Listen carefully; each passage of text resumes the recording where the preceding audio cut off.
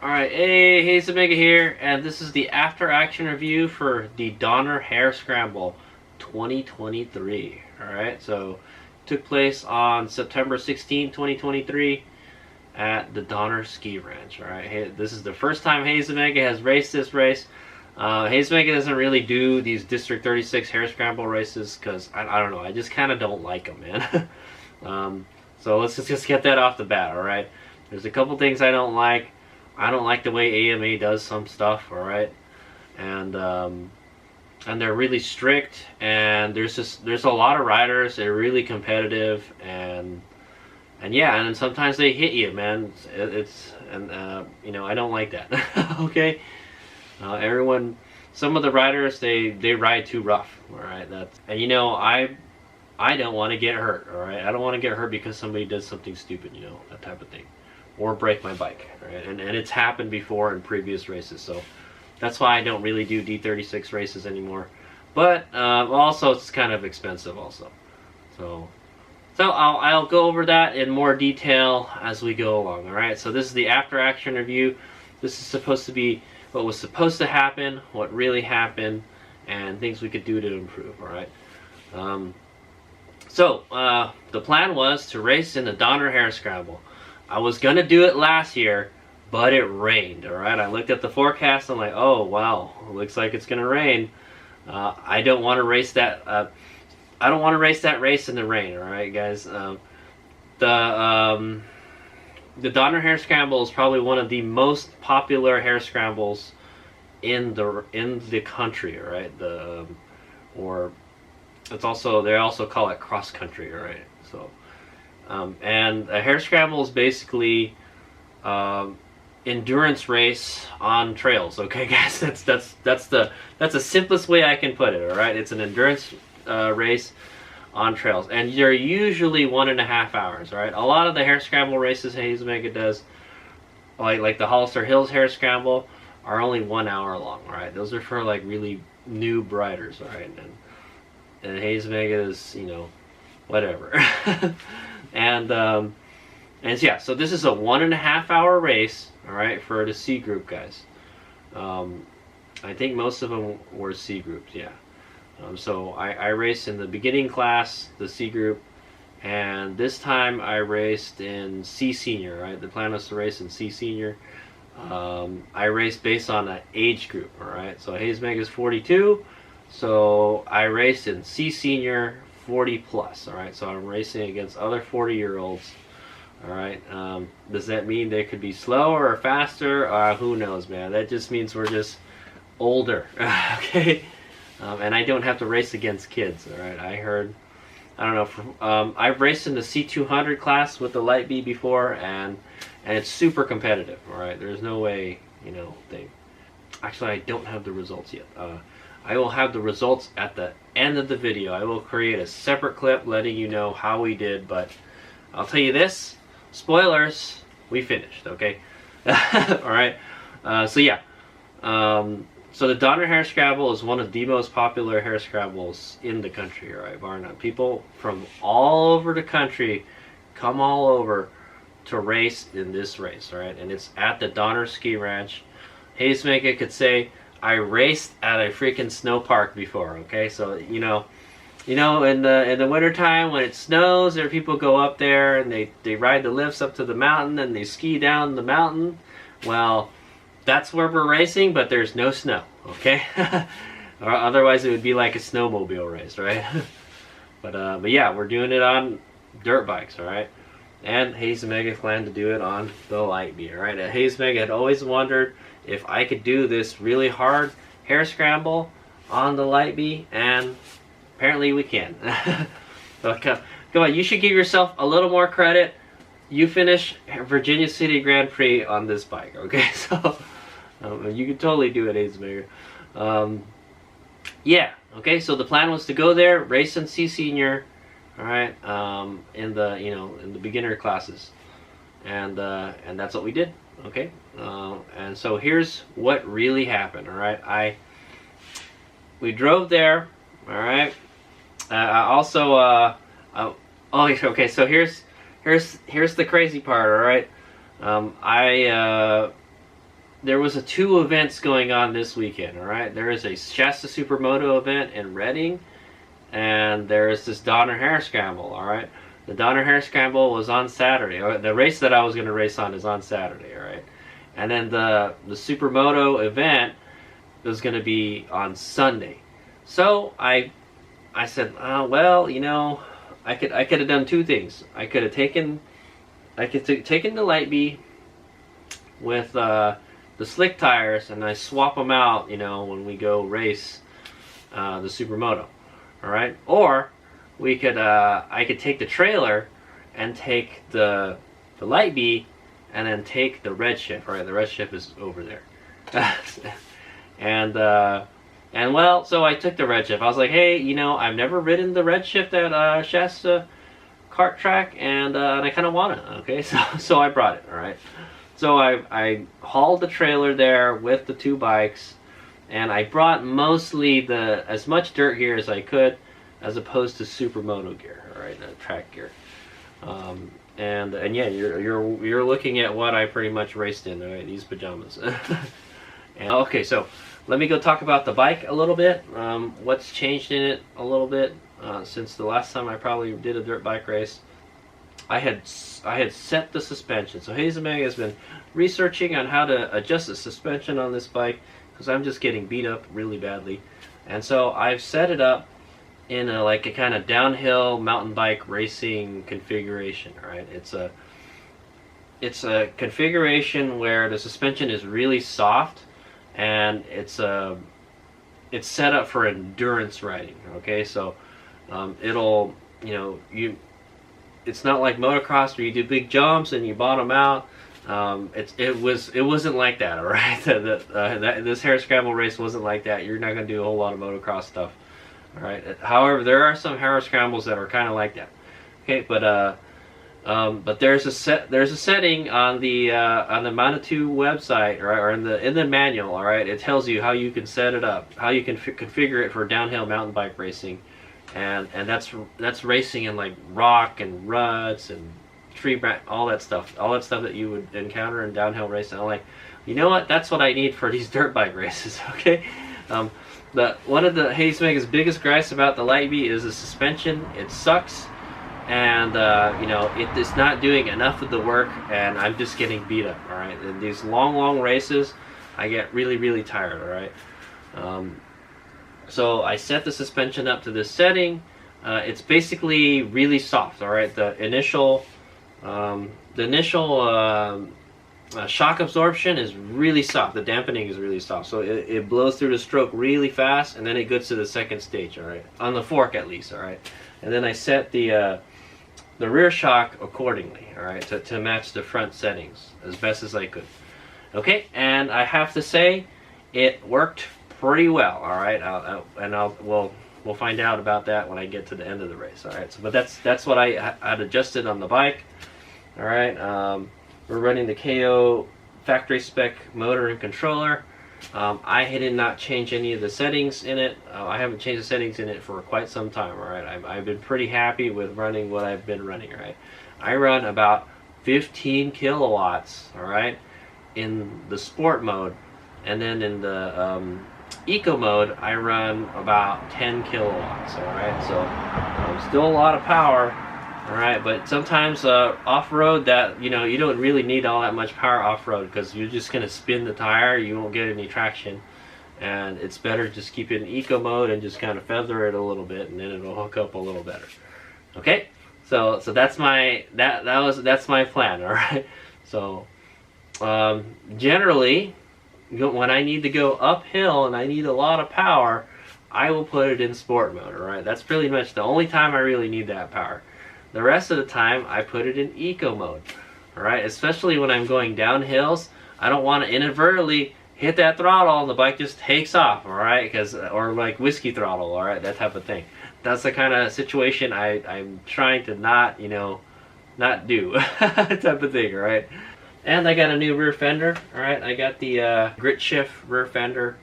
All right, I haven't released a video on it yet. Well, maybe you have seen it on before this, but.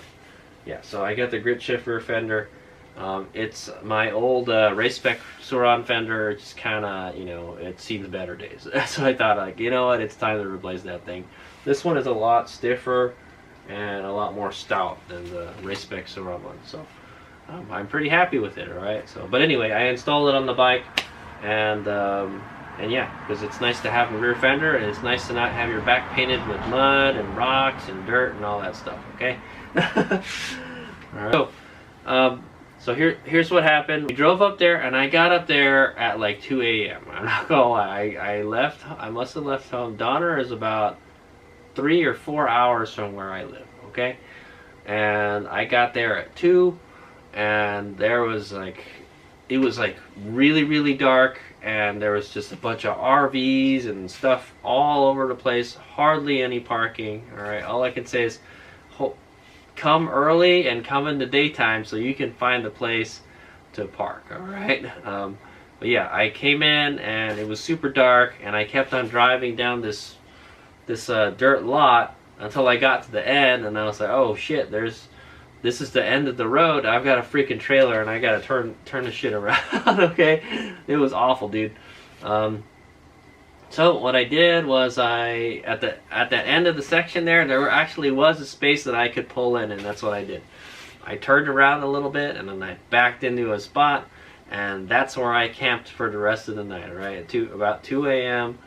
And then I didn't even unload the bike. I just like, okay, it's time to go to sleep, and the race starts at 9 a.m. All right, so you have to be pretty much in your gear, you know, on your bike at 9 a.m. All right, so I've got 7 hours. All right, type of thing. 7 hours, and I probably slept for like 5 hours. All right, I think I woke up around, yeah, I woke up at like 7 or something. All right, so that was the plan. I slept in the car until 7, and then I woke up, and then I went to go do the registration. All right.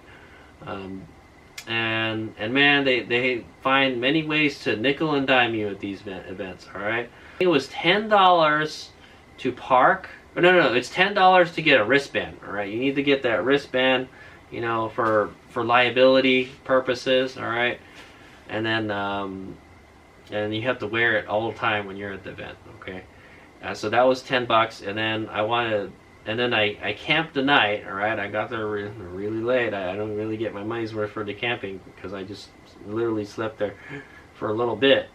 All right, what HadesOmega should have done is probably, if I wanted to save $10, I could have just peeled off somewhere, slept in the car for like 5 hours, and then just drove on up. Okay, in the morning.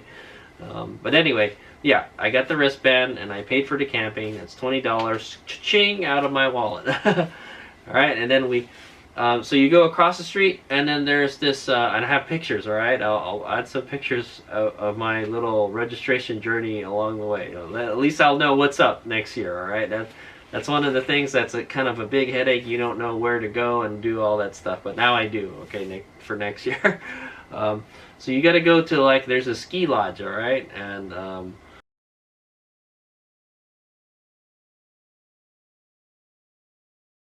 and you go up there, and then they have the registration. All right, and HadesOmega is already a District 36 cross-country racer. Okay, that's where the 277S comes from. All right, that's my District 36 number. All right, so I'm already in their system. However, HadesOmega doesn't have a membership. All right, the last time I did a D36 race, the last time I did a D36 cross-country race was like 2 years ago. All right, and I did have a membership, and I only got to use it twice. It was a ripoff, man. It was a ripoff because it was freaking COVID, and like half the races got canceled. So I said, okay, you know what, I'm not gonna get this freaking D36 membership anymore. It's not worth it. and yeah, so my plan was to get the 1-day D36 membership. All right, you have to have an AMA membership. All right, so luckily HadesOmega was already an AMA member. All right, I pay my dues every year. All right, for a long time already. HadesOmega attends a lot of events that require AMA card. All right, AMA membership basically, and yeah, so that one it's worth it because I use it a whole lot. Okay. And yeah, so there's that. And you know what? I think if you don't have AMA membership, you gotta get like either a 1 year or a 1 day too. So I think that's how it works. Same thing with the D36. Well, so I sign up for the 1 day membership because I don't have a D36 membership, and it's $65 to race. All right, so 65, and then it's like $15 for the 1 day membership. You know, so if you race, I'll tell you guys, if you plan on racing at least 3 races, it makes it worth it to get the 1 year membership. All right, and HadesOmega is not planning to race 3 races. I actually am planning to race 2 races. All right, the Coyote Creek Sprint Enduro, the one that destroyed this bike last year. Okay, I've got to get my revenge on that one. I'll look forward to that. And yeah, so that's the scoop, man. It was so we're at like $65 and then $15, right? So that's like $80 already, and then I paid the $20 to camp and get the freaking wrist. We're at $100 already, okay, guys, for this race. And then they wanted me to buy some numbers and stuff, and I got the numbers at 1 race already. I told them, hey, I'm already registered in the computer, but you put like a 1 day registration. But yeah, I want to pay for the 1 day, but like I'm in your guys' system. You don't need to give me new freaking number, because they're gonna make you pay like $20 for numbers, and I already have a number. I don't want to get rid of my number, right? So yeah, you can see HadesOmega has not used this number in a while. All right, I haven't officially used this number. All right, but in other races I use that number. All right.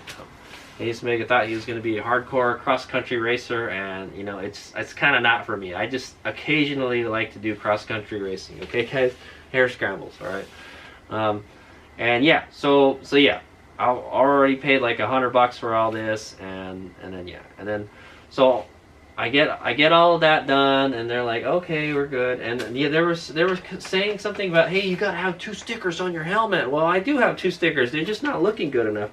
There's one right here, and there's one right here. I got the 2 stickers, all right? They're just in different spots because, oh yeah, oh shit, my stickers is all gone. They got like, oh yeah, my stickers got ripped off of my helmet. Yeah, HadesOmega had like a shit ton of those Hollister Heroes Hare Scramble stickers over here. They're all gone now. I don't know where they went, guys. I must have lost them during the race or something. But that's okay. We could just add up to it. I think I should take some of these stickers off of my helmet. I got like too many stickers. I think maybe it might be time for HadesOmega to get a new helmet. I'm not gonna lie, this helmet is kind of old. But anyway, yeah. So they wanted the 2 stickers, and they're on there. What are they asking for? What are they complaining about? All right. So you got to have 2 stickers that match the number of your bike, because I guess they don't want you cheating or impersonating somebody. Okay. They want to make sure your number on your helmet matches your bike. Okay. And I asked them like, hey, do we need side number plates? And like, they're like, yes, you need side number plates. And they're like, yeah, if you're a C rider, you go. Yeah, so if you're a C rider, all right, you got to have a white plate with black numbers. All right, and well, HadesOmega has these homemade numbers. All right, one of the shitty things about the Sauron is the number plates. Okay, nobody makes freaking number plates, or Sauron doesn't have a number plate for this bike that like is suitable to put freaking numbers on it. All right. So I made these plastic number plates that say 277 on it, right? And that's what I use. It's just like the one that's in the front of this, okay? It has a really small white border, and the number is black, all right? So if they call me on that, like, hey, well, it's white, the border is white. You guys, you know, I can't make the whole freaking thing white, man, because it's black already, all right? And it's really hard to get freaking numbers for this bike, okay? So yeah, but they didn't say anything, but they did call me on. Oh yeah, I also had the transponder. Okay. Oh man, this thing's almost gone. I should probably put extra tape on it. But anyway, yeah.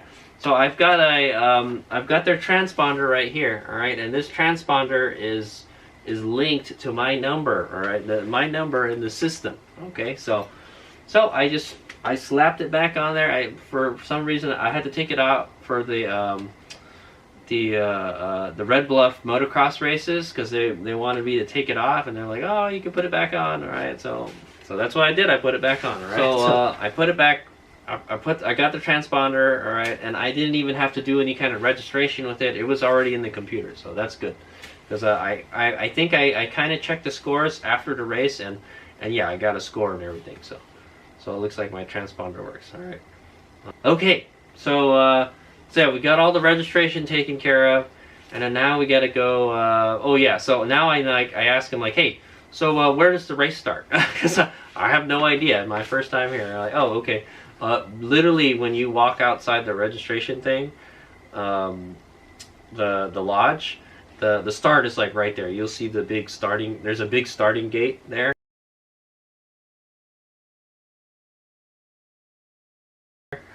And then there's they're gonna do a tech inspection, right? Basically, they want to check your spark arrestor, right? So yeah, I've got a little bit of time, so I got to go back. I still got to take the bike off the trailer, and I got to get all my gear on. I got about an hour. Okay, I got about an hour. I got about an hour to eat breakfast, get my bike off the trailer, get it set up, check the tire pressures, all right? Because we just changed altitudes, so the tire pressure might change, all right? HadesOmega is, I used to run 15 PSI in the Light B, and now I run 12 PSI. I've heard there's some people that run some freaking insanely low numbers, like 8 or 7 or something. Well, I put 12, all right? I don't want to bend the wheel, okay, guys, if I hit something really hard. But anyway, I found out like riding at Stony Ford that 12 PSI is great, all right? It helps the bike soak up the bumps a little bit better, all right? And I haven't bent the wheel yet. All right, so I think 12 is okay because the bike is so light, all right? Okay, like I said, a lot of from what I've read is a lot of riders, they run like single digit tire pressure, so 12 should be fine, all right? Yeah, at 15 it's kind of too harsh at 15. At 12 it soaks up everything nicely, okay? And you get more traction, okay? It's an added benefit, right? So yeah, that's what we said. I set the tire pressures to 12 psi. I think it was, yeah, it was higher. I think it was like 16 psi or something. I was like, that's weird. I set it to 12 before we left, but I guess because of the air pressure, the air density, it changed the tire pressure. Okay, so I set it back to 12. And then the forks, there's a air bleed thing or equalization screw. I loosened those and I tighten them real quick. All right, and that helps equalize the pressure in the forks so they run like how they're supposed to. Okay, because of the altitude. Right, you got to understand, guys, that where we're racing is like 7,000 feet, somewhere around there. Okay, we're really high up. All right. Another thing plays into it is the altitude. Okay, so you're at 6,000 or 7,000 feet. All right, that's more than like Reno. I think Reno or Virginia City is like 5,000 or something. This is 6,000 or 7,000, guys. So you will be huffing and puffing. All right, if you live at sea altitude. All right, and HadesOmega lives at sea altitude. All right. The Light B doesn't care. It's electric. Okay, but that's why we had to do some special prep. All right, especially with the forks and the tire pressures. Okay. Yeah, so that was a scoop. All right, so HadesOmega got his gear on. I ate some breakfast, and I'm ready to go up there. And oh, so I have a backpack. It's in the back of my car. Yeah, you could probably see it in the back there. I have my assault pack, and I've got my battery in there. All right, so I started with this battery right here. Okay, the 30 amp hour battery, and the one in the bike right now is a 32 amp hour battery. I was like, yeah, whatever. Start with whatever, you know. But I'm having to ride the bike from the pits to the thing, and it's about like a quarter mile just to go, you know, from point A to point B. All right, and so we're going there, and I'm asking to go to the pits, and then the guy that's doing the tech inspection is the tech inspector was like, hey, you can't use that camera on your helmet.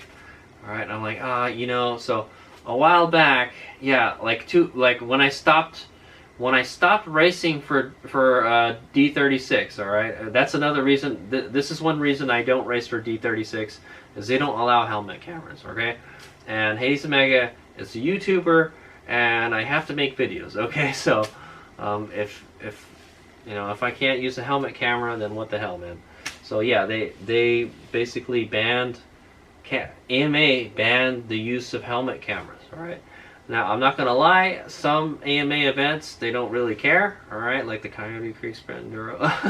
I've done it for quite a few years now, and they don't say anything. All right, so at some events they're more lax than others, is what I'm gonna say. All right, but this event, since I guess it's so popular, they told us no helmet cameras. I was like, oh, dadgummit, all right, whatever then. So I had to go.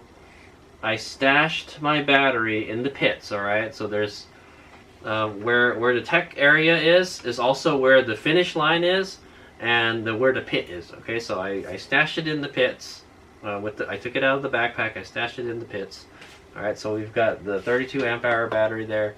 And then I have to go ride back, like the freaking quarter mile. I have to go ride back and get my chest camera, all right? So just in case something like this happens, I have a chest camera, all right? It's a GoPro, all right? It's a GoPro with a chest rig, all right? And so I have to run that, all right? Sorry, guys. So that's the kind that when you watch the race video, that's going to be the footage you're going to see, and you're not really going to hear me talking all that much, all right? I don't know. I haven't watched it yet, okay? So my GoPro doesn't have the plastic cover on it. It's kind of a bare GoPro just sticking out there. So you might hear me, and also the light is really quiet, all right? And I don't think there's a whole lot of wind noise because we're not moving fast at all. I'm not gonna lie, dude. We weren't going very fast during the race. So yeah, I went back and I got my chest rig and I turned it on to test it. I'm looking at it because I think after the two-wheel track day, okay, after the two-wheel track day event at Horse Steve Mile, that was an AMA event also, by the way. They didn't let me use my helmet camera. They're like looking at me, yeah, they just kind of look at you like you're crazy, like you use a helmet camera. I was like, I don't understand why they outlaw helmet cameras, especially in an off-road race. What the hell, man? Yeah, it's totally stupid. I don't know why they don't let you use helmet cameras, but yeah, I got the chest camera. I tested it out, and it had like 80 or 90% charge. I was like, ah, shit, man, I didn't I didn't charge it before this. So if you think you're gonna go to a race where you think they're gonna make you use the freaking chest camera, then make sure you charge it before an event. HadesOmega. All right. Also, so I found out the GoPro has about an hour of battery life. All right. This bad boy, Ion Air Pro 2, can go 2 hours without a charge. Okay. And guess what? This is a 1.5 hour race. So yeah, man, it sucks, dude. I found that out during the race. All right. So unfortunately, I did not get the whole video on race. Unfortunately. Okay. So. You'll have to get what really happened from this video, okay? All right. I may make I think I'm just gonna say, hey, just go watch the AAR for the rest of the video, okay? But anyway, to figure out what happened after. So yeah, I had to get the test rig, so I went back and it ate up more power. I'm at like 90-something% now, like, man. And then you have to go up on the hill. All right, there's a hill, and then they gave me a number 9 sticker, all right, because I'm racing in the C Senior class, all right, guys. Remember I mentioned that before. I signed up for C Senior, so I grid up at 9, all right. So there's a stake that says 9. There's a bunch of guys' bikes that has the number 9 stickers. I line up right next to them. It's this freaking steep hill, all right. You got to ride up. Yeah, so once they tech inspect you, so I went to the tech inspection, and I don't know, they were saying, somebody was telling me, oh, you only got one number, they might make you go up there and buy a number or something. I was like, no, I got 2. See, there's one here and one there. I don't know why they couldn't see it, man. but anyway, I had two numbers, and then I had the numbers on the bike, and they didn't say anything, okay? And I had the chest camera, they didn't say anything about that. Oh, yeah, okay, so here's another thing about the chest camera, right? Since I'm wearing the chest camera, I decided I'm not going to wear a chest protector, all right? And I'm not going to lie, this is a race that you want to use a chest protector, all right, guys? There was a couple times, all right, where I got hit in the chest with something, and it would have been nice if I had a freaking chest protector, okay? I didn't get hurt or anything, but I was saying, you know, and yeah, the camera goes on the chest protector, so I said, you know what, just don't wear the freaking chest protector. Sometimes I don't wear it, man, for like motocross, or if it's really hot, I don't wear a chest protector, okay, guys? Even though I should. You should always wear all your gear, guys. Okay, so that's the scoop. I decided not to use my chest protector and use the freaking chest camera, okay? Maybe I could have just put both of them on. I'm not sure. I gotta try it out. Alright, but I have it rigged up to be like over, you know, like a jacket or something, alright? Okay, anyway, yeah, we go up to the hill. I make sure the camera doesn't turn on until we're ready to go, because I want to make sure the battery lasts, okay? And we were waiting a long time. The race was supposed to start at 9, and literally we didn't start until like 9:30. So it makes me wonder, like, hey, did we really get run, or, you know, the time that we're supposed to run? Because after an hour and a half, you're just supposed to stop racing, okay? Once you hit the finish line after an hour and a half, then you are done. Okay, that's the way it works. And then your time is you know, your time type of thing. Okay, so yeah, we're waiting, and then 9:30 comes along, and yeah, and then they do the prayer and the national anthem and all that. I know it's so, they're at D36, they're so formal, man, and they even got a guy there with a gun, dude, and he fires the gun up in the air, and people go. All right, that's how they do these cross country races. It's not my first rodeo, but this is the way it works, guys. So we're 9, all right. So we're the 9th row that goes, all right. So when they fire the gun, they wait 45 seconds, and then they send out the next row, all right. And so, man, it's so funny. They have to do this thing where they have to warm up their bike. I think that's the way they do it, because they don't want your bike to be idling, because it makes a lot of noise. All right, that, and I think you start from a dead start. All right, that's the rules. All right, so your bike can't be on. You have to turn it on and then go. All right. So HadesOmega just wants to play by the rules. That's what I do. It's pretty easy for an electric bike. All I do is turn it on and I go, right. And remember, we're on a steep hill. We're pointing downward. All right, we're going down a steep hill to start first. All right, and yeah, so they get to our thing. Yeah, and it was kind of confusing, because there were some riders doing like a hard enduro, and they're supposed to do the hare scramble as like a prologue or some shit, and it was kind of confusing and kind of a shit show. I'm not gonna lie, man. And then so they finally get to row 9. All right, oh, we're ready to go. Gun goes off. And I turn the bike on and I roll down the hill, and I'm not getting nothing. I'm like, oh, what the hell? My bike is not running. Why not? I don't understand.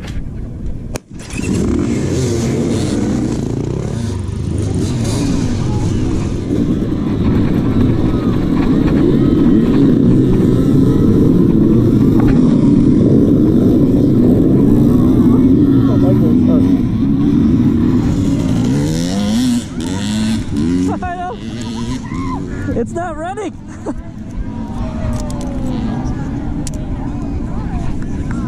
There we go.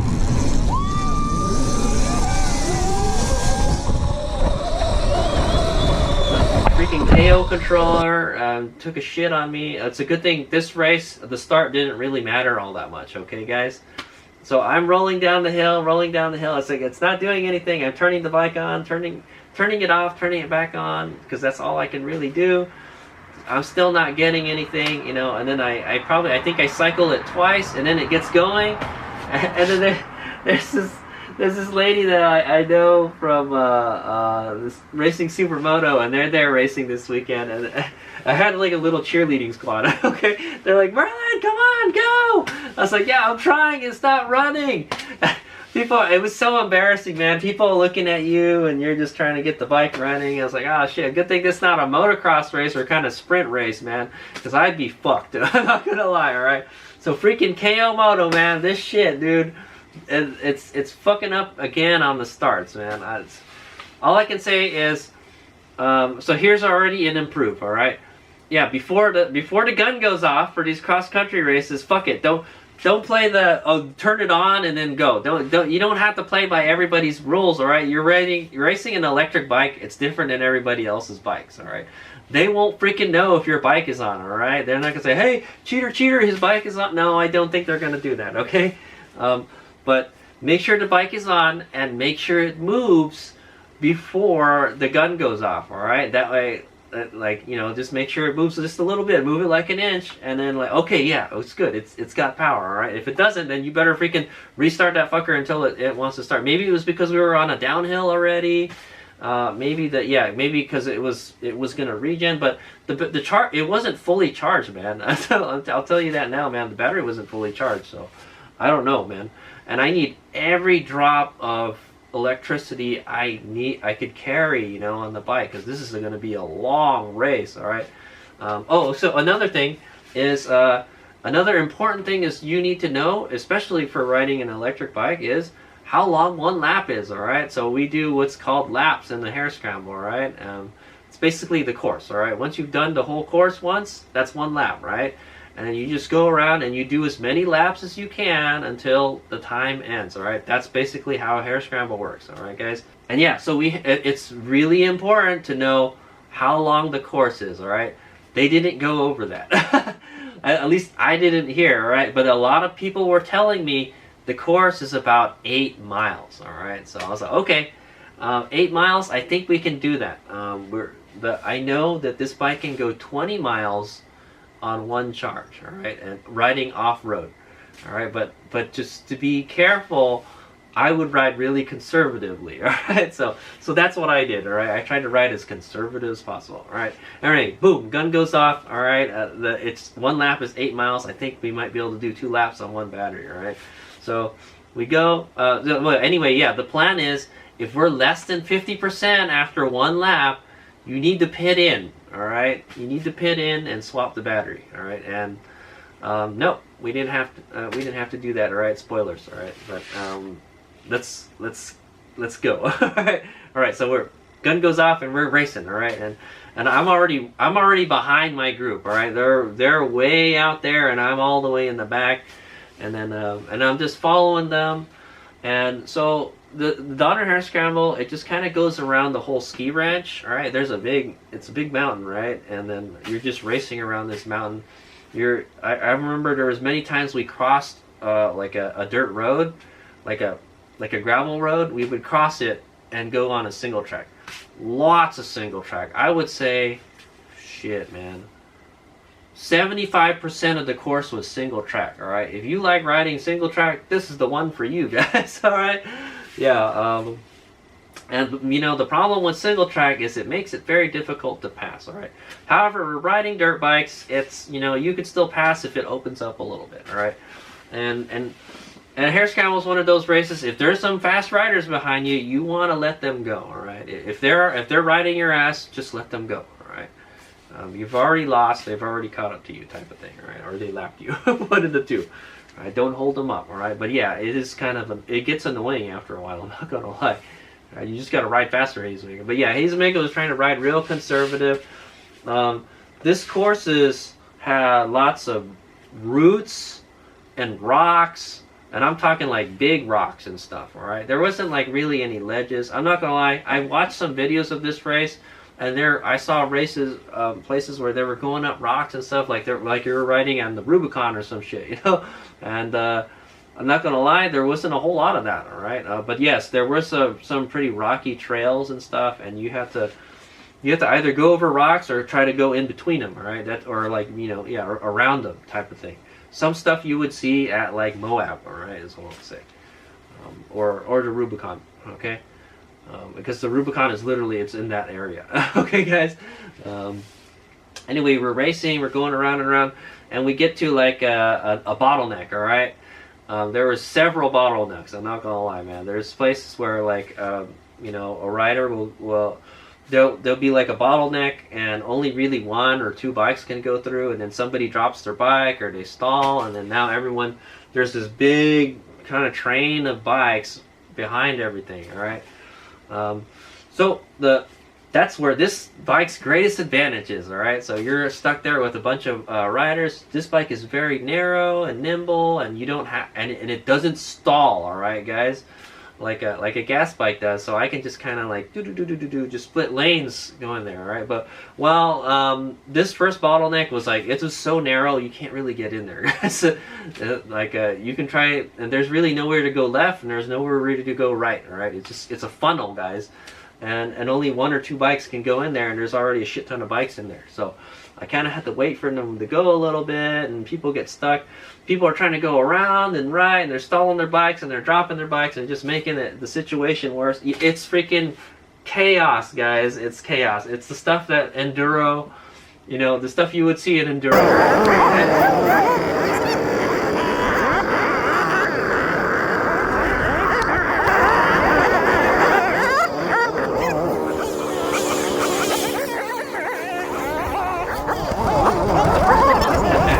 It was just like, yeah, it was rocky and stuff. The Lightbe's greatest advantage is that, yeah, if you get stuck in something, you can put your feet down and you can kind of duck paddle through it easily, or you can get off the bike and push the bike up, you know, if you're having some real problems. It's that light, all right? It's not like a big bike. You don't have to wrestle it around, man. It's really light. This is like actually the ideal bike for doing this hare scramble race, guys. That's if you're a beginner, right? Like HadesOmega, I guess. All right, I'm still a C-class rider, guys. Yeah. So anyway, we got through that eventually. I kind of picked my way through, and I think I managed to pass a whole bunch of bikes, and then yeah, it was just a lot of there was a lot of forest riding. You're just going through the forest. And you're going in between. Oh, I shit you not, man. There was this one part where I was going between 2 trees, and I literally, I don't know if that was part of the course, because the second time I came around, I didn't see it. I was like, I must have taken a different way around. So there's multiple ways to go to get to certain places. All right, I'm not gonna lie, but some of them are more treacherous than others. All right. Well, anyway, I remember there was this one where these like there's 2 skinny trees right next to each other, and I see this guy, like, he kind of goes through it a little bit, and so I'm like, all right, I'm just gonna follow him, and then I was like, oh, the handlebars don't fit through the freaking trees. You have to do the, you know, turn the handlebar to the left, scooch the right handlebar around the tree, turn the handlebar to the right, and get the left part through. Yeah, I had to do that, guys. All right. So thankfully, HadesOmega has lots of experience splitting lanes, all right, because it helped in this race. I'm not gonna lie, okay. Yeah, so I got through that. It's a good thing I have freaking bark busters and stuff too. And yeah, so you're rolling, and yeah, I think on the okay. So there was another bottleneck. I'll put videos of these, all right, as I go along, all right. There's another bottleneck, a pretty bad one. It was a steep hill, all right. It was a steep hill. It was loose, and it was rocky, and there was plants and shit, and like it actually wasn't. It wasn't that narrow, but there was just a lot of people just freaking eating shit on it, man. I'm not gonna lie. They would go up, stall, and drop their bike, and then they'd just create a big traffic jam, man.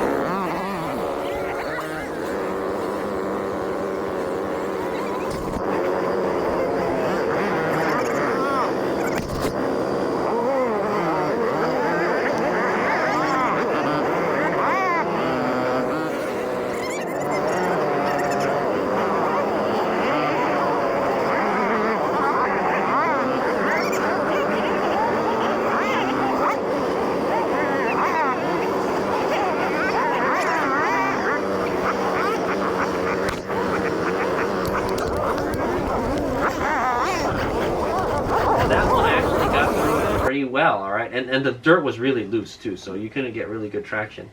And thanks to the Lightbe, I got up it pretty easily. All right. The funny thing is, the second time I went up it, I didn't get up it pretty easily, and I actually had to push the bike up. But like I said, that's the Lightbe's greatest advantage. If you get in trouble, you could just kind of walk your way through stuff. You can duck paddle through stuff and push the bike, you know. And I had to do that on a number of occasions. All right. It was, I'm not going to lie, it's tough riding, man. These D36 races are not easy, guys, all right? But yeah, we're just moving, and I remember there was a lot of roots and like logs, like little down trees that you had to jump. There wasn't any really big ones, all right, like the ones at Metcalf, like a trials log thing jump. No, there were just these little logs that you had to jump over, all right. But if you didn't wrap that throttle and get the front up over that stuff, the Lipey hangs up on that stuff really easy. You can't just roll over that stuff like you can with like big enduro bike with like 21-inch wheels. Okay, you just can't do it. The bike is too light, and I'm running a 19-inch front. All right, and I like the 19-inch front because it pops over stuff better. All right, so you just have to get on it more. But I'm not gonna lie, a couple times HadesOmega didn't get on it enough, and like I would bottom out the front suspension and almost go over the handlebars. All right? I've done that like on a couple of occasions, right? But I'm not gonna lie, a bunch of times I was able to jump the logs just fine, all right? If you just need to be able to wheelie over everything, guys. Remember, wheelie for safety, that type of thing, right? Yeah, there was a lot of that, and there was a lot of tight turns. You'd be going down, and it would just go right away. And there was these course markers. We had to follow the orange course markers. Yeah, there's orange, and then I think there's pink. And then so yeah, I got lost on this one. They said like don't follow other people, and we're going down this one way, and I guess I didn't see the orange pointer marker, all right, and I just see pink everywhere, and we're not supposed to follow just pink because that's like a hard enduro route or something, all right, and we're going up a hill and we're going down a hill. And I'm looking around like, shit, I just see pink. And I turn around, all right? And then these other guys are coming up, and they're like, oh, shit, is this the wrong way? And they follow me, too. And I was like, oh, shit, I don't know, man. And then we go back, and I look at I find the marker, all right? I found the orange marker. I'm like, oh, that's the orange marker, but it says to go where we just came from. But it's just all pink. So I was like, fuck it, all right, just follow those guys. And then, sure enough, if you keep on going, you see another orange marker. So I kind of got lost on that. I'm not gonna lie, the course markings were not the best. All right, guys. I've seen much better better course markers laid out. All right. Yeah. In fact, there is another place where I got lost again. All right. So I'm going up this road. I'm getting out of the forest on the single track, and then I go straight, and then I make a left on a gravel road. And then some dude, Patrick Garahan, all right, he's like in an orange vest or something. He's like, hey, you guys are going the wrong way. You're not supposed to go this way. And they were supposed to mark it, so we weren't supposed to go on that gravel road. We were supposed to take this kind of single track that was all rocky and fucked up. Okay, some enduro shit, right? And guess what? They didn't mark it off, and they said, and so he turned around and he told them, hey, go down this way and just follow that. And then so that's what I do. I follow a bunch of riders. We go that way, and then and I go the wrong fucking way. I'm not gonna lie, dude. So remember I said we were supposed to go up this rocky thing, and then yeah, we were supposed to go up this rocky thing, and then that's the trail right there, right? And I went down that. I actually went down that, and then I guess that Patrick Garahan guy, he put the streamer up. He put a streamer up there so like people wouldn't go to the gravel road. I don't know what happened. Maybe somebody broke it off, or maybe they missed and they broke it or something. I don't know, man. But yeah. And so there's a bunch of people stacked up, and they don't know where the hell to go. And then well, now we know where to go because he put the thing there, and we're losing time, you know.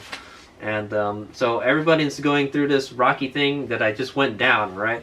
I'll tell you this, boy, it's easier going down a rocky trail than it is going up a rocky trail. So I had to go up it this time, and I had to turn around and get in line. I was like, shit, another freaking bottleneck. Dadgummit, man. And I wait for a couple riders to go, and I just kind of scooch in front of these guys, and I kind of just like duck paddle my way up. I got my feet on the ground. I'm just wrapping the throttle. We're just going over the rocks or going around it. Yeah, it was it's pretty nasty, but it's the Lipey got through it pretty well. Okay, I'm not gonna lie, it's pretty good.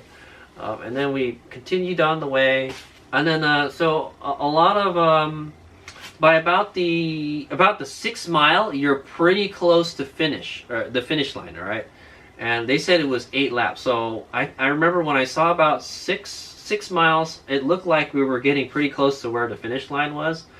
And I was like, oh, it's a lot shorter than they said it was, because you go up this steep hill, or you just keep on going up, and there's like ski lifts up there, and you're just looking down on everything. You're like on top of everything, man.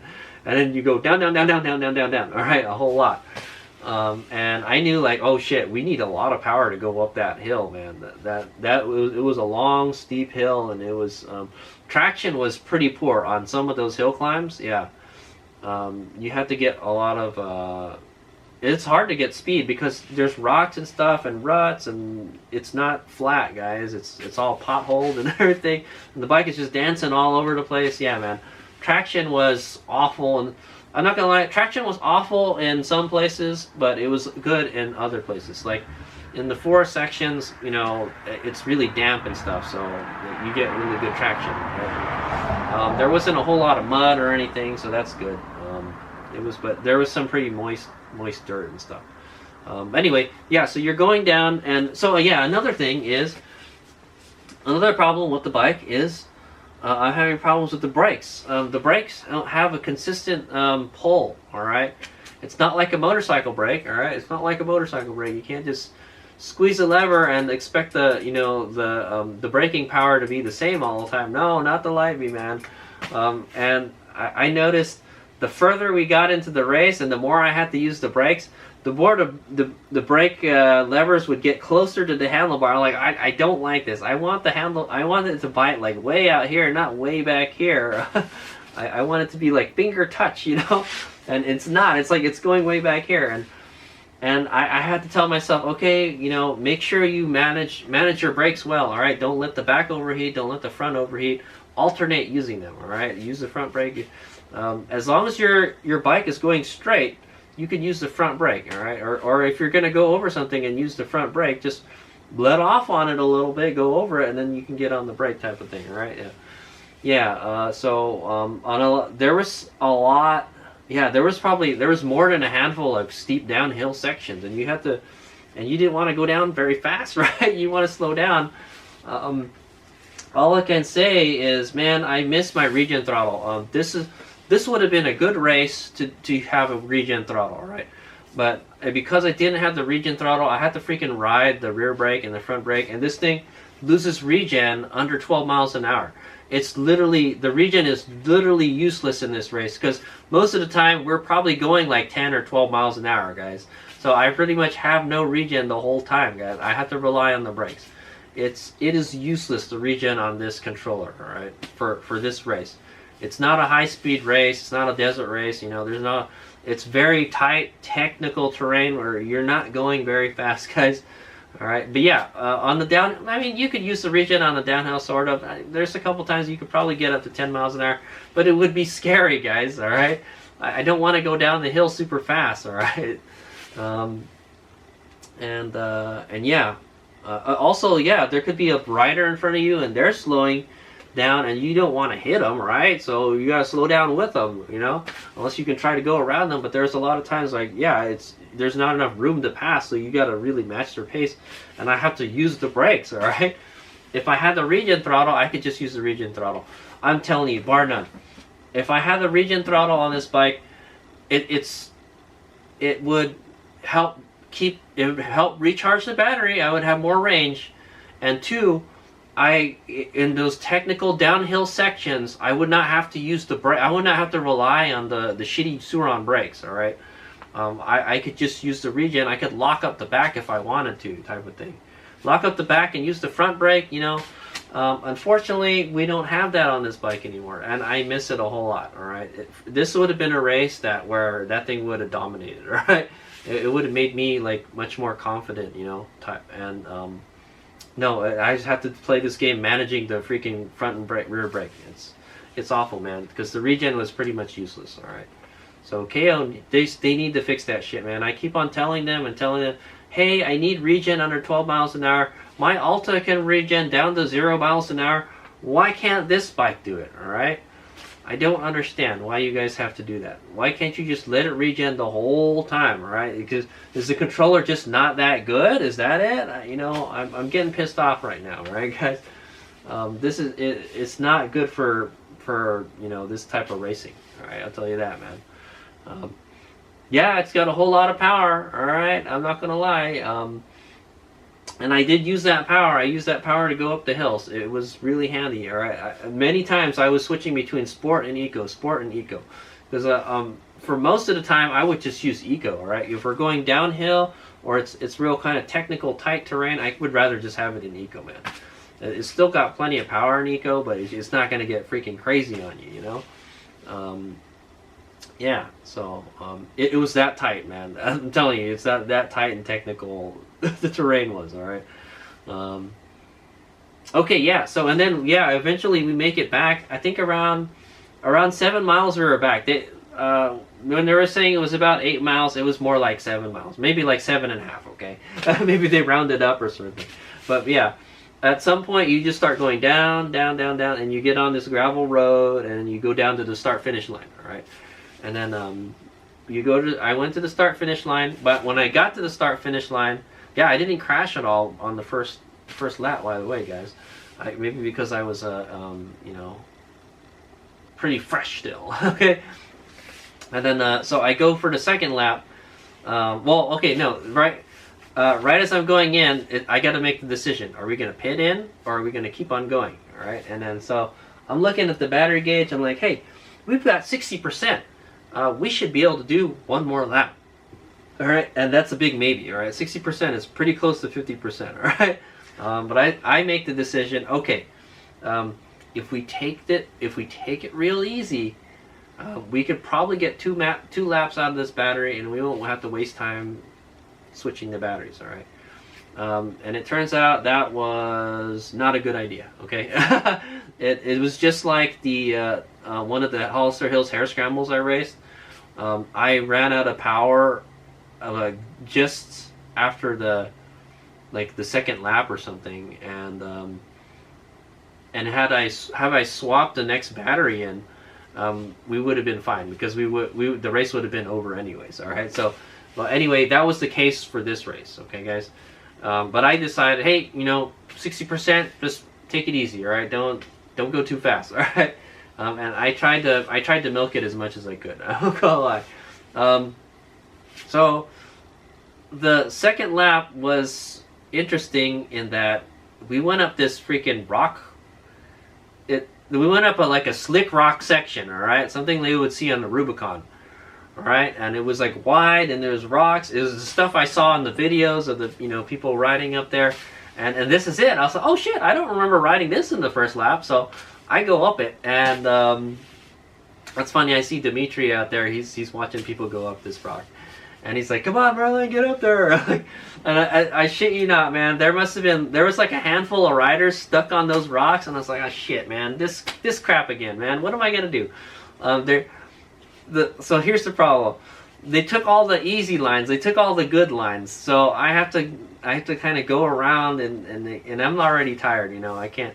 But there's this guy stuck in front of me. And I was like, oh, damn, what am I going to do? I tried to do a pivot turn. I pivot turn over his tire, and I go up the rock, and it's like these riders have never ridden up ledges before, man. And the Lightning just whoop, whoop, whoop, whoop, he just gets up there, no problem, man. Once I was able to get around the other riders, easily gets up there, man. Or easily that, or I just, you know, like I said, I duck walk it, or I get off the bike and push it. I don't remember going up this.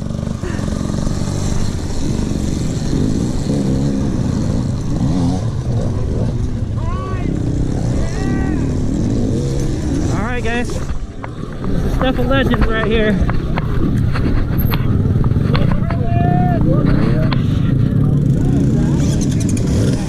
Out of the way, out of the way.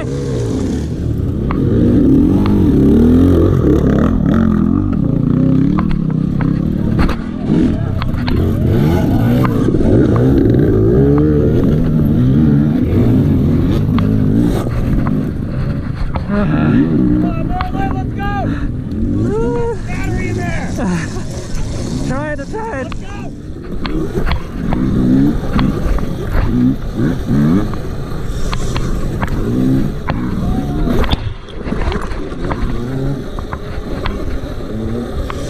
then off we go, and we're back out there again. I don't know why I didn't see that on the first lap. I didn't do it. So that's the weird thing on this. I remember on the first lap I didn't do that. On the second lap, however, it was there. All right, and I was like, oh, and then but I was like, is that it? Because I wanted to ride more of that kind of stuff. Maybe you have to race the hard enduro HadesOmega if you want to ride that shit. All right. But anyway, yeah, or maybe that's for the A and the B riders, that they have to do a lot more of that hard stuff. I'm not sure, man. Because remember, they have different course markers. They had the orange and the pink markers. All right. Anyway, we're riding, and we get to that first bottleneck place, and there's no bottleneck. All right. So I kind of just breeze through it, and then the second bottleneck. You remember that steep hill with the loose dirt? I had trouble getting up it this time. Okay. I think I get up about halfway, and I just didn't give enough throttle, and yeah, the traction is really poor, man. So I had to get off, and I think there was some bikes trying to get up behind me too.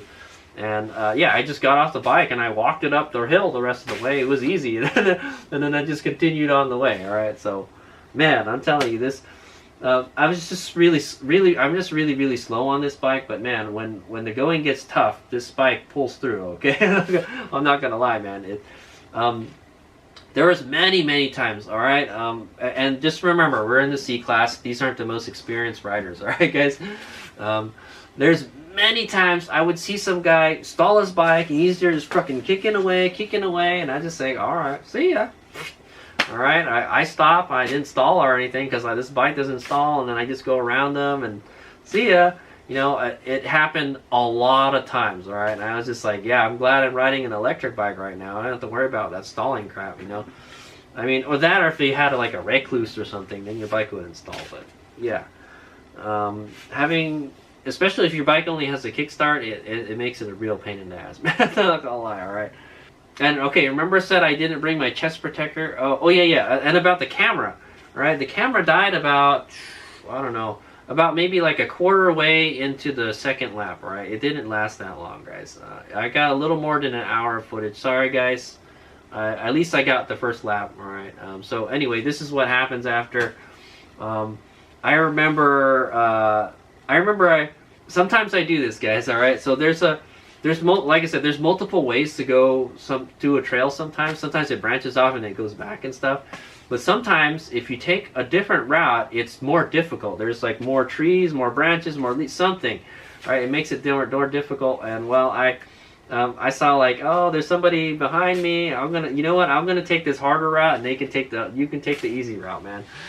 and you shouldn't do that, HadesOmega, because I went down it, and then there was a tree branch. Like it was like, I don't know. I guess it was like a fallen tree, and then the branch was like going straight up and down, and I hit that bitch. I hit it on my shoulder really hard, like boom, and then the bike just goes up from under me, and I'm like, oh shit, and the bike is down, right? So that was like my first crash, and it hit my shoulder a whole lot. It stung for a little while, all right.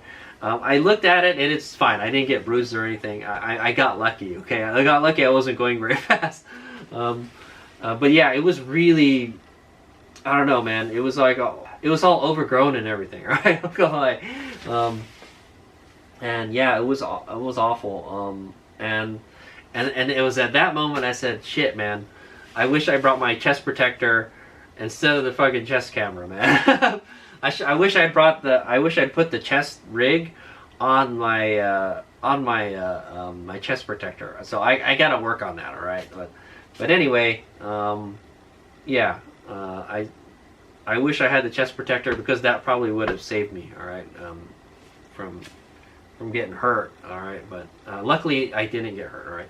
And there was a lot of times where, yeah, there's a lot of branches and stuff everywhere, and they would come and hit you and slap you and all that, you know, and it's just like, man, I wish I had that chest protector.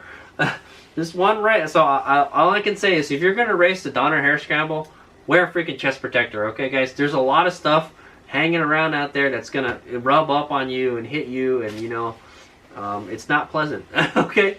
All right, and yeah, when I hit that big one, it probably could have saved me some pain. All right. Fortunately, I did not get hurt. Okay. Okay. So yeah, we get through everything pretty fine. When we get to the section where we start going up a lot. All right. And like I said, there's these long downhill sections too, and I had to use the brakes, and I can't use the regen because it's not at the speed that I want to use. The regen throttle, you can use it at any speed you want, man, and it works perfect. And you can lock up the back and just skid down if you wanted to, all right? But I can't do that with this. I have to work the brakes. So HadesOmega is complaining about the regen on this bike again. All right, it's not good enough. I wish I had a BAC controller, man. If I had the BAC controller, it would be perfect, man. Maybe that's what we're going towards. I'm not gonna lie. Yeah, if I can find a controller that has a regen throttle, I'm not gonna lie. I kind of want to ditch this KO Moto controller, man. The motor is fine, you know. I could use a stronger motor, but man, this controller is. Power-wise, this controller is good, but the regen is just awful, man. It's no good. I'm not happy with it. Okay. But anyway, for this race, I could have really used that regen throttle. I know HadesOmega is talking about it again, but I'm really disappointed in it. Okay. And then when we started going to the uphill sections, I noticed the bike is getting slower. All right, and I know, oh shit, this is it. We're running out of power. You need to milk the throttle, man. Don't go very fast. So that's why I was just pretty much crawling along, man. And I remember we had to go up that steep hill. Remember I said it was steep and loose and stuff, and it takes you to the very top of the mountain where the ski lifts go. Well, I had a hard time getting it up there. All right, at the steepest part, I had to get off and I had to push it because I was afraid we're putting too much strain on the motor. So yeah, it was either just try to send it, you know, and run out of power, or just try to milk it up there, you know, and just try to keep the load off of the bike. And we made it up there, all right? I'm not gonna lie, dude. It was tough. I was looking at the battery gauge, and like sometimes it would go to like 10%, sometimes it would go to 7%. I was like, oh shit, this is not good. I tried to keep it in eco mode as much as possible, so I didn't use up all that much power. And yeah, man, it was, you know, you're just scratching your head, man. Are we gonna make it?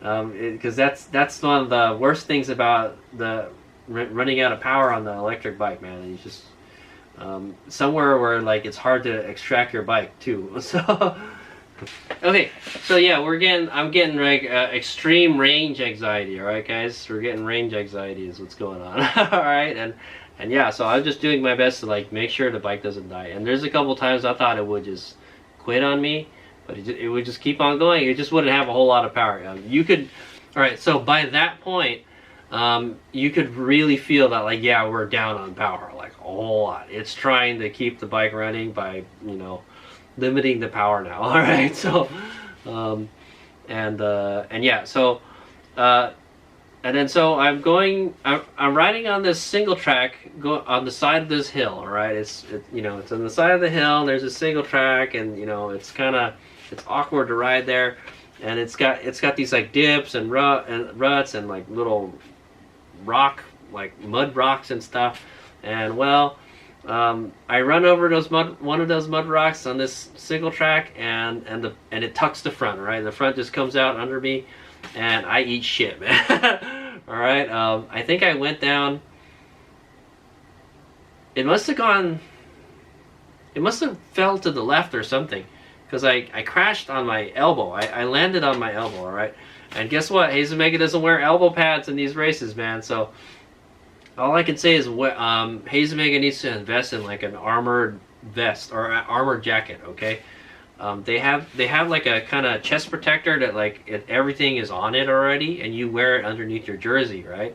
So you've got the chest protector, you've got like shoulder protectors, you've got elbow pads, all right? You've got a back protector, you've got, you know, everything, and it's tucked underneath this, and like it flows nicely.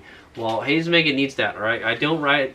The reason I don't ride with elbow pads anymore in these dirt bike races, all right, is because they come off. All right, they slide down after a while. They work their way down your thing, and then during while you're riding, you know, you don't have time to fix yourself. You know, you're racing, right? And you have to pull that stuff back up. It's so annoying, man. So I just stopped using them. All right, but HadesOmega needs to get some kind of suit that has it built into the sleeve, so it won't move. All right, what you don't want is you don't want these pads to move, and then like it messes up your movement and all that stuff.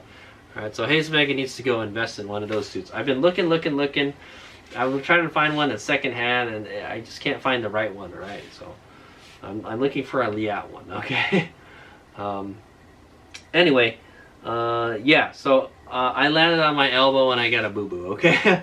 I landed on it pretty hard, man. I was like pinned under the bike and stuff, and I had to get up and I was like, I'm looking behind me like, is somebody gonna run my ass over? Because there's a single track, right? So yeah, these races are really, really dangerous, guys. All right.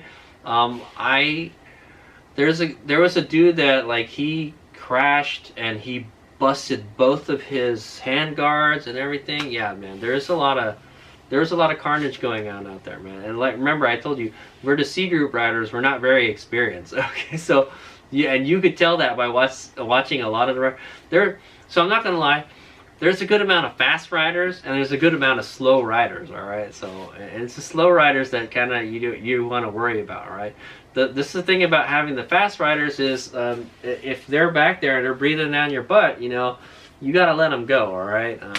I mean, that's the best thing to do, right? Let them go, because I don't want to hold them up, and I don't want them to, you know, yeah, you don't want to hold them up, right? And it's just the worst thing in the world knowing that you're like a freaking roadblock, okay?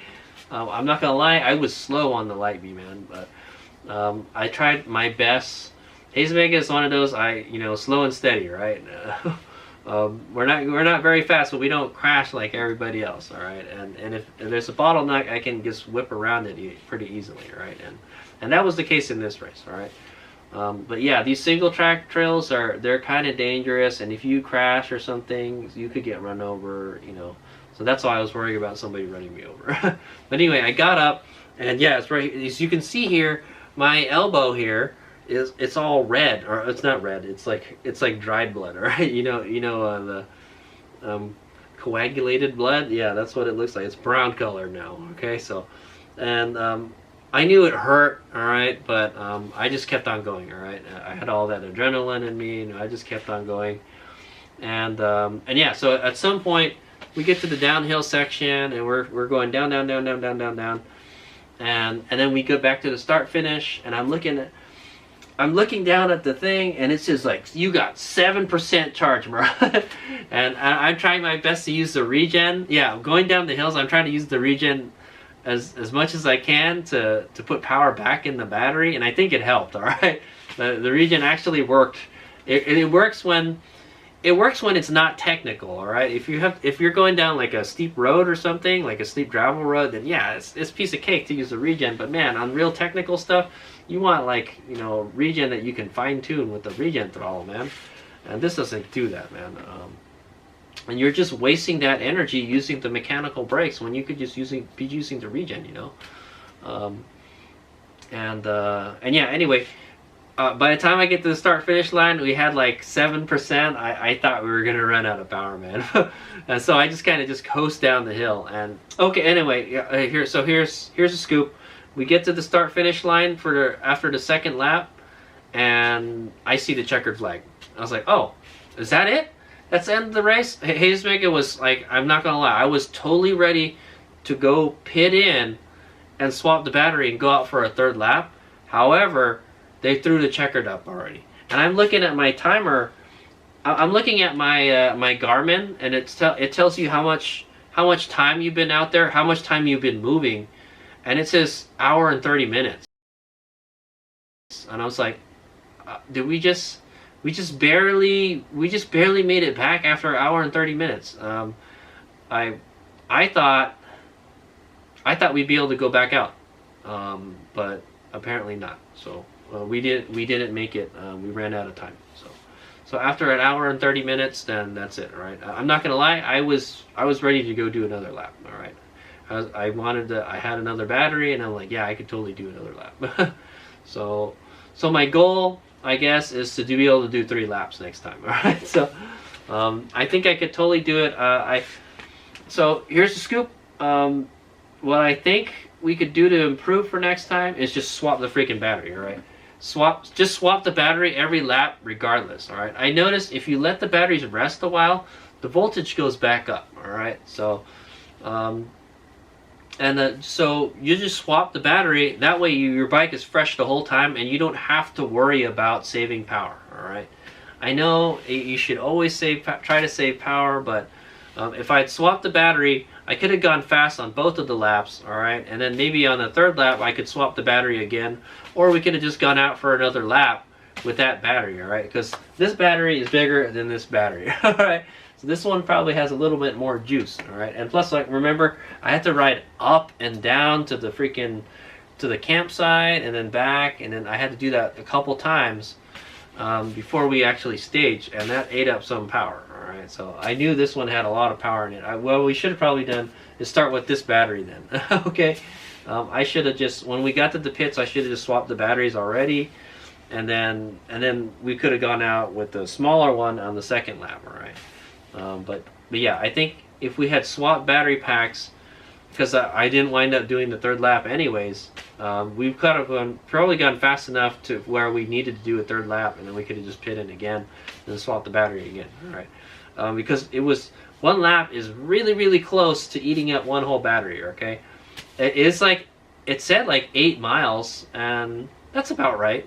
20 miles is, but if you run into any kind of problems, then yeah, it's like kind of like scuba diving, right? They have a thing called the rule of thirds or something. You don't want to use 1/3 of your gas to go where you're going, all right? Because when you come back, there may be complications, and that's the same idea with the electric bike, right? You don't want to plan for, like, oh yeah, or if 1 lap is 50%, then we should be able to do 2 laps. You'll be like at 0%, all right, and your bike won't run at all right? Remember, under 50%, it starts eating up voltage like really fast. Okay, guys. So, but it was 60%. I was like, nah, we got that 10% buffer. I think we can do it. So that's why I went for it. All right, guys, and we just barely made it, man. Yeah. So another improve could be, I think it's time to buy a new battery. All right, guys. I've had these Lightspeed batteries for a while. They've been through a lot of races. I'm not gonna lie, I've got my money's worth out of these batteries. All right, they're very expensive, but I think they've done a good job. But there's just better batteries out there now. Okay, guys. There's better batteries, and I think I'm gonna buy the KO Moto battery. Okay, KO Moto's coming out with a 42 amp hour battery that uses pouch cells. All right, and it's made for racing, and it can handle 260 amps continuous. All right, that's about like 20 kilowatts. That's a lot of power, man, to be able to handle that kind of power continuous. You just like hold the throttle wide open and it'll run that way, without getting hot. I think that's worth it, man.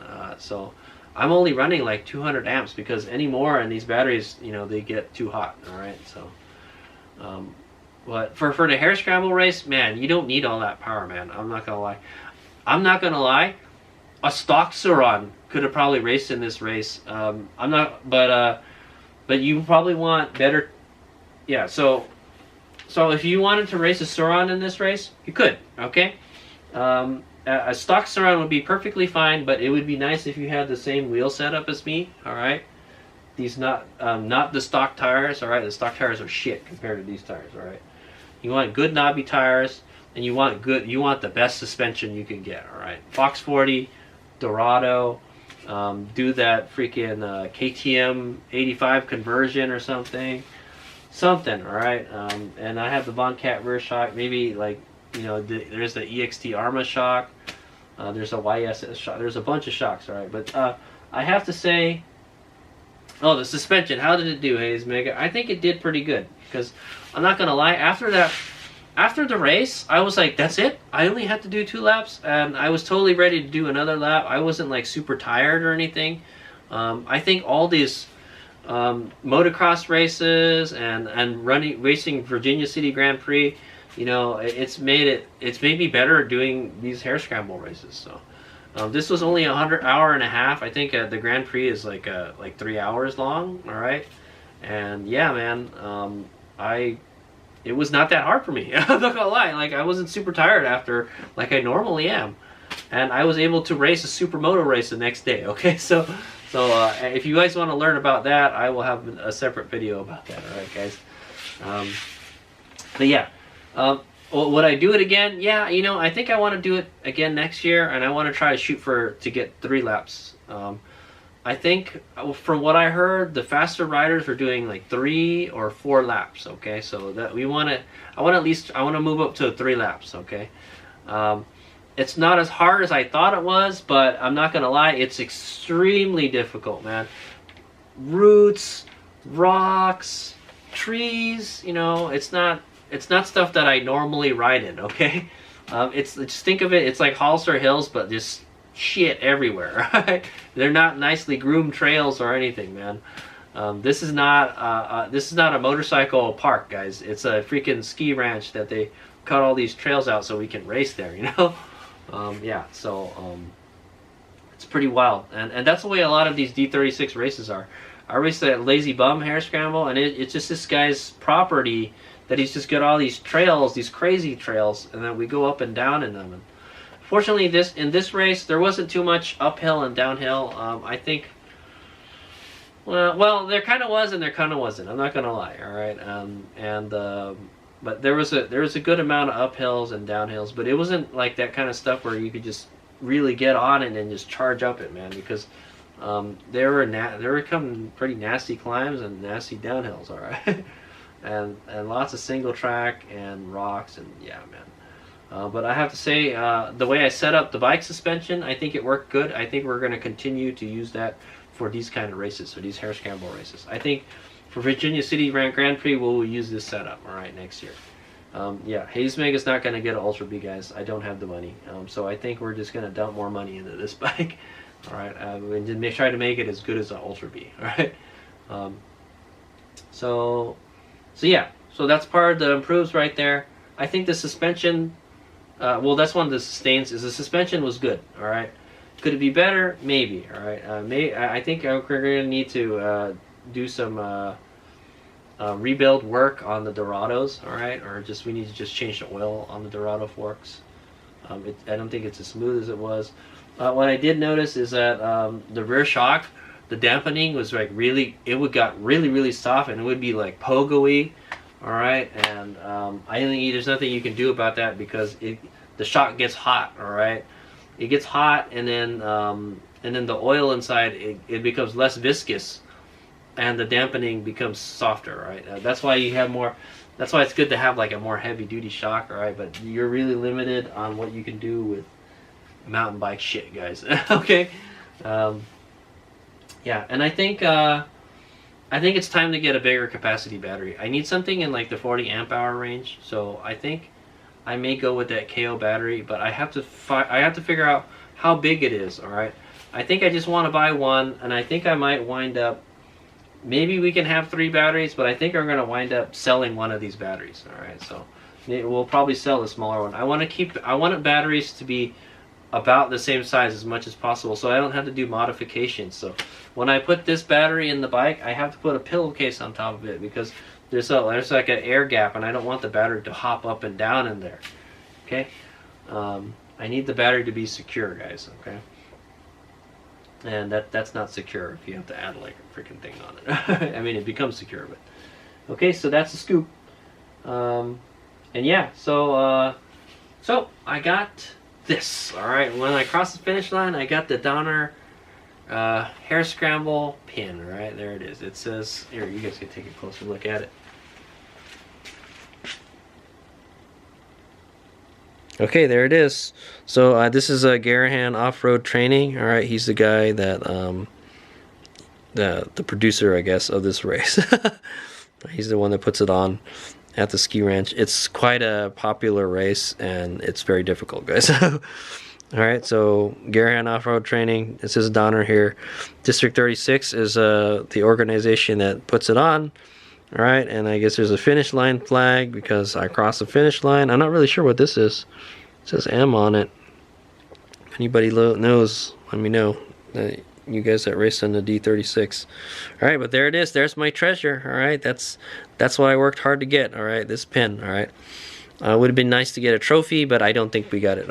Oh yeah, so after these video clips, you guys will, I will go over the results. All right, you can go to the D36 website and look up all the results.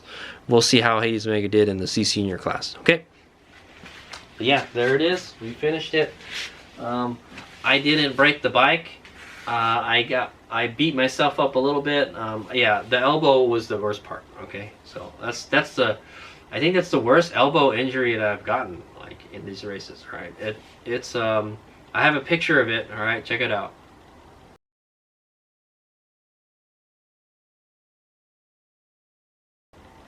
Okay, yeah.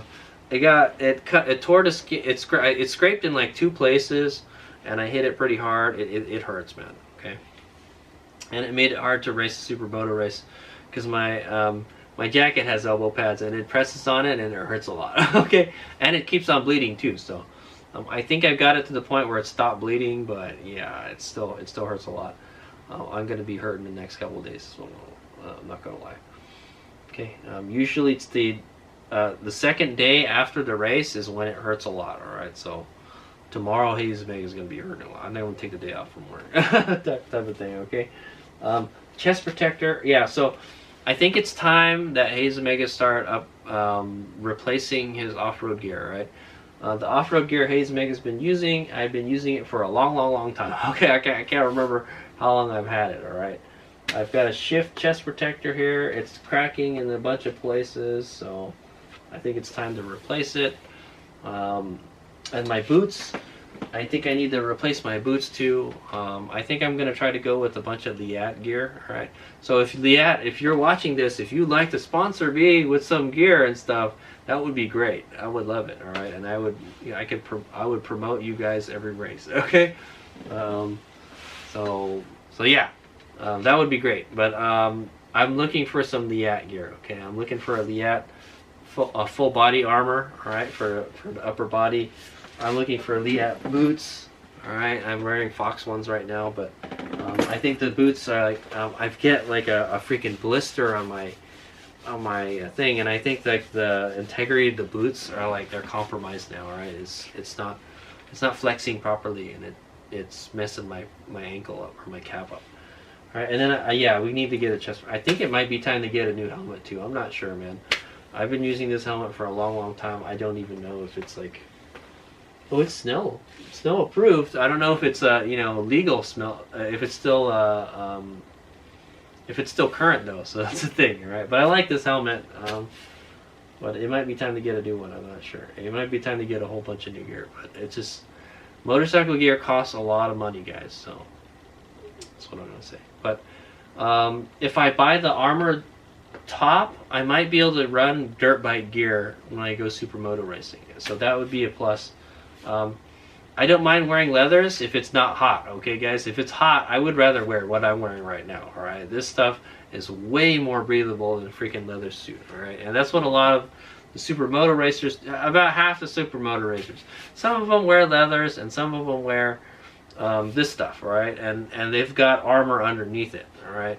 How well it does in the crash, I'm not sure. It must be okay, alright? But you're definitely going to tear jerseys up and stuff, so probably going to go through all that a lot, right? But yeah, I'm on the lookout for new gear. I think it's time to go buy new gear. As you can see, like HadesOmega got pretty banged up in this race, all right? And yeah, okay. So that's pretty much it. In the next clip, you guys will find out what the results were, okay? And I'll have another video on the race event that I did the next day, all right? The Shasta Supermoto Suicide Awareness and Prevention relay race. That was a really fun race, so check that out. And I raced it on Ultra Redshift SM39. That's over there, okay? That's the next one. The next video I gotta shoot, okay? Yeah, alright, so without further ado, let's go check out the results.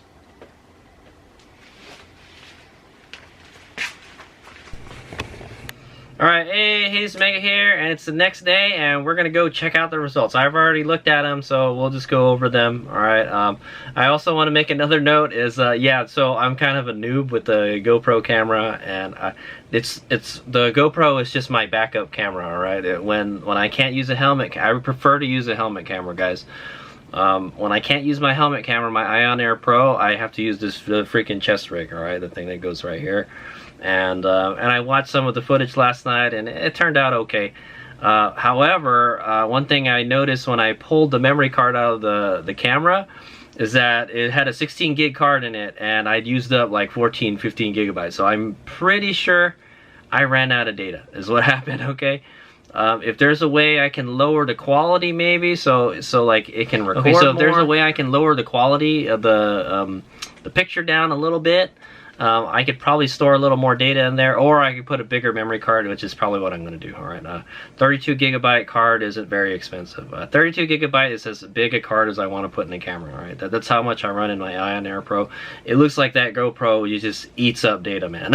Okay, like I said, I'm a noob with the GoPro. I'm not really a big fan of GoPro cameras, guys. But a friend gave it to me, you know, as a present, and I just had it lying around. I haven't really used it. Like I said, and I didn't charge it. I thought it had run out of charge, but more than likely it looks like it ran out of data. Okay, so I didn't watch the whole race yet. So I think I got a good, about almost 1.5, yeah, almost 1.5 laps. Okay, so almost the whole race, but not quite. All right. You miss all the juicy bits. That's what I say. All right, so that's an improve for next time. All right, if I have to run this chest camera again, I think it was too low. I think I had it like down here or something. I want it up here, like maybe like up here. Yeah, if I can have it up here, I think the picture will look better. All right. Anyway, yeah, just watch the footage. You'll see what it looks like. Okay. There's a good view of the handlebars. That's all I'm gonna say, man. All right. Yeah, it's just a different perspective. My opinion, probably a chin mount is probably the best. That's probably the best. But for the chest mount, I think we want it like as high as we can get it. All right, because so you can see over the handlebars a little bit more. But for the most part, I think it turned out good. What I have to do is I have to figure out how to set it for a wider angle too. It's kind of, everything is too close up. I kind of want it a little bit wider angle so we can have a better field of view. All right, so there's not, it looks like it's like all zoomed in and everything. Okay, so anyway, yep, you know, that's part of the AAR thing. All right, what works, what didn't work. All right, and well, we found out the GoPro works, but we just got to tweak it a little bit. All right, that's my first. I think that's the first time I officially used it in a race. All right, and that's why I brought it. I think there was another race earlier this year. They didn't let me use my helmet camera, and I didn't get any footage from that. So I made sure to dig out that chest rig and the GoPro and like, you know, and I charged it, but I guess I should have charged it before the race, you know, and I should have put a bigger memory card in it. Memory cards are super duper cheap now. HadesOmega. you have no excuse, you know. But like I said, it's my backup camera. I wasn't planning to use it, and yeah, if I used it for like a freaking hare scramble, 1.5 hour race. So what do you expect, man? You should have had a bigger card in there, man. So what I might want to do is buy maybe an extra battery or two extra batteries, because the good thing about the GoPro camera is that you can change the batteries. Okay, so I'll have like maybe 2 extra batteries with me, or just an extra battery. And then we'll put a bigger memory card in it, and I'll find a way to lower the data rate a little bit so the videos aren't too big, and then widen the field of view. All right, so those are the improved there. Okay, so HadesOmega will work on that so I can have some better footage for you guys next year. All right, because I hate to say it, but I think I'm gonna do this again next year. We'll do it again next year, and we'll try to do better. All right, instead of doing 2 laps, we'll do 3 laps. Okay, so that's my goal. So next year we'll do 3 laps. All right, and I know what's up now. So we definitely want to get there the day before, you know, and get all set up. And then, but I think the way we did it, it was okay. It was kind of, we were kind of flying at the seat of our pants, but well, that's the first time I've ever been there too. So it's kind of, you know, now I know what's up. Okay, anyway, let's go check out the results. Okay, here we got the District 36 website, all right? 2023 cross country, all right? And so I guess this is the 11th round this year in 2023. So Donner's right here. So this was round 11. And so I missed all of those already. It doesn't really matter, man. I was just in there for fun, all right? I have raced, out of all of these, I haven't raced any of these, man. There's no Lazy Bum. I've raced Lazy Bum, and I've raced the Lilliputian, and now I've raced Donner. All right, so yeah, I haven't really done too many District 36 races there. They're difficult, guys. That's what I say. All right. Anyway, here we go. These are the results for Donner Hare Scramble, and we're here in the C Sportsman. All right. That's pretty much the lowest adult class. That's what I say. All right. And then you got the faster guys, smaller guys, and then faster guys up here. All right. We race in C Senior. All right. That's 40 years and up. And there you go. All right. So here's the results. It looks like there was a total of 17 riders. One got a DNF. I think they probably didn't show up or something. All right. And here we are at 13th place, guys. So guess what? I didn't get last place. Woohoo! That's what I'm talking about, right? All right, it has to be listed down as a Kawasaki, all right? But however, we're not riding a Kawasaki. We're riding the Surron. And yeah, like I said, we finished 2 laps.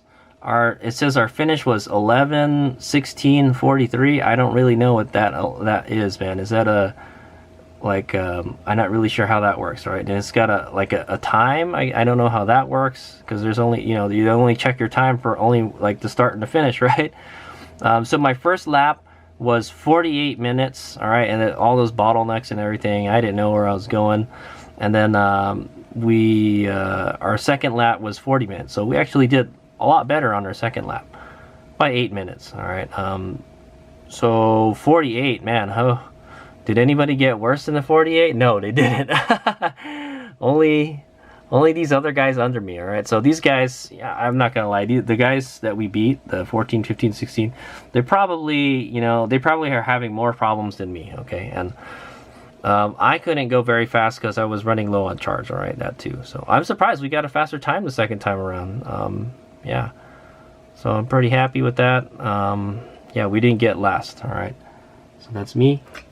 Marlon Valencia, 277S. The fastest guy, guys, was riding a Beta, alright? He was riding a Beta. Only guy riding a Beta, guys. The only Italian bike out there. They did 4 laps, guys. So that's what I heard. The faster guys were doing 4 laps, okay? And his finish was 11:35. You know what? I think the finish time is like the that's the clock, all right? I think 11:35 is when they ended. That was the time that they ended. So we ended it at 11:16. So this guy didn't get back till 35. So yeah, if we had gone out for another lap, we probably wouldn't have come back until like almost 12 o'clock, guys. Yeah, pretty much almost 12 o'clock. Just before 12 o'clock is when we would have come back. So unfortunately, we didn't get that 3rd lap in. I think if we did get a 3rd lap, no, the last couple of guys up. Yeah, if we got a 3rd lap, we could have beat these guys. But we have to get in before them. That's the thing. So this is 11:42. They finished, but they did 3 laps. So these guys came in. This guy came in. The guy ahead of us, Stefan Koenig, got 11:15 and 11:14. So they were just a little bit faster than us by like a minute only, you know. So and they didn't let him out for a 3rd lap. So so that tells me we'd have to come by in like 10 minutes. All right, if we came by in like 10 minutes prior to our time, they probably would have let us loose on a 3rd lap. All right, but they didn't, unfortunately. So I feel I kind of got shafted a little bit. But I guess, you know, everybody has to play by the same rules, right? Yeah. All right. So we got 48 and 40. All right. And these guys were pretty similar. This guy had some serious problems on the 2nd lap, but he was way ahead of us. So, okay, so that's the scoop. All right, so we got 2 guys that got 4 laps, and then a whole bunch that got 3 laps, and then us on the bottom with 2 laps. So I'm thinking, you know, you're like in the, let me see, you got like a D grade, HadesOmega. Like if you had to give you a grade on how you did, you did it like a D, all right? Where a C grade is probably, you know, here in the 3 laps, and then B and A are like up here, okay? So okay, maybe we got an F, all right, guys? But we'll try it again next year. We'll try to do better. Okay, so and then there's overall we can check, okay? So all the way down here, so there was a 160 riders, I believe. Yeah, around 160, and then there's all these guys that didn't show up. They're all, there's nothing here, okay? So we've got 130 out of 160, all right, in the sportsman. So I think that's not bad. That's definitely a third. Yeah, we're definitely on the last third percentile. That's what I'll say, okay? Yeah, you definitely have to do better, but you know, I think we did okay. And I think we could do better if we could do better if I got a better battery. I think it's about time that we got there's better batteries out there. It's time to like kind of look for a better one. So that's the plan. Okay, so 130 out of 160, not bad. We beat all these guys. CSPR, seniors, masters, women, vet plus, old people, and women, and some C200s, C open, and yeah, man, all these weird classes. All right, and then all these other guys beat us. So there's 129 other riders in front of you, HadesOmega. Okay, and with that, that is the results for the Donner Hare Scramble 2023. All right, HadesOmega competed in the C senior class, and we got like 13 out of 16. All right, not too good, but we didn't come in last. All right, that's your consolation prize, HadesOmega, and I got the finisher pin. All right, it's already in my garage wall with my other pins, and yeah. So, and then we got 130 out of 160 riders in the C Sportsman. I think that's okay. All right, so we have room to improve. That's all. That's what that means. All right, because if we were a #1 in the C class, well, guess what? You're gonna get bumped up to the B class, that type of thing. All right. So yeah, yeah, we've got a lot of room to grow still. My goal is to get that 3rd lap in next year. Okay, so this year was just the finish. Okay, I just wanted to ride it, see what it was like, you know, and you know what, I kind of liked it. It was, I looked at the footage and it looked pretty gnarly.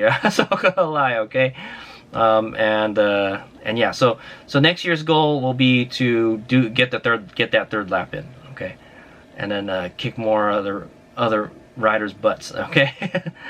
And I think we can do that. I'm thinking we should get a bigger battery. I think in my honest opinion, I think if you had like a 60-volt bike and you just had one of those monster batteries that you could ride with like all day long, that's all you would need. You didn't really need all that much power. The only place you need the power is going up those steep hills. That's it. All right, you didn't really need a whole lot of power. It's better to just kind of slow and steady it, guys. All right, especially on the light B. Yeah, I like I said, about probably 75% of the time you don't need the power, man. You could just get by with eco mode. All right, and then the rest of the time I needed that power. You know, it would be it's nice to have that power to get that instant power to get up the hill and everything. Okay, but that's it. But yes, there were like a lot of steep uphills and downhills too. So regen throttle would be nice for the downhill. So I hate to say it, I might ditch that KO controller and go with something else that has a regen throttle. I think EBMX has a regen throttle, so I might look into them. I like the KO controller. I've been winning with it, but for technical riding, it's no good. So I think I might ditch that thing, man. So, sad to say. It's been doing good, but like for some of the type of riding I'm doing, it's not good. Okay. All right. Thanks for watching. HadesOmega out.